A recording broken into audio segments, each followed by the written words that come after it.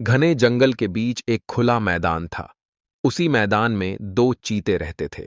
एक का नाम था शेरू और दूसरे का नाम था वीरू। दोनों भाई जैसे थे, लेकिन स्वभाव बिल्कुल अलग। शेरू बहुत तेज, घमंडी और अकेले रहना पसंद करता था। वीरू समझदार, शांत और हमेशा साथ मिलकर काम करने में विश्वास रखता था। हर सुबह दोनों शिकार के लिए निकलते। शेरू अकेले दौड़कर शिकार पकड़ना चाहता, जबकि वीरू कहता, भाई, साथ रहेंगे तो ज्यादा सुरक्षित रहेंगे। लेकिन शेरू हंस देता, मैं जंगल का सबसे तेज जानवर हूं, मुझे किसी की जरूरत नहीं। एक दिन जंगल में भयंकर गर्मी पड़ रही थी। पानी के तालाब सूख चुके थे और शिकार भी कम हो गया था।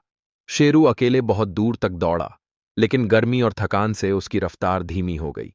तभी एक बड़ा जंगली सांड उसके सामने आ गया। शेरू ने हमला करने की कोशिश की, पर अकेला होने की वजह से वह फिसल गया और घायल हो गया।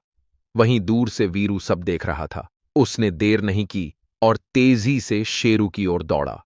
वीरू ने जोर से दहाड़ मारी और सांड का ध्यान अपनी ओर खींच लिया। दोनों ने मिलकर घेरा बनाया। थोड़ी ही देर में सांड डर कर भाग गया। शेरू जमीन पर बैठ गया। उसकी सांस तेज चल रही थी। वीरू ने कहा, देखा भाई, साथ होने की ताकत क्या होती है। शेरू की आंखों में शर्म थी। उसने धीरे से कहा, आज अगर तुम नहीं आते तो शायद मैं बच नहीं पाता।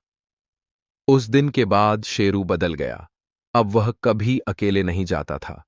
दोनों मिलकर शिकार करते, पानी ढूंढते और एक दूसरे का ख्याल रखते।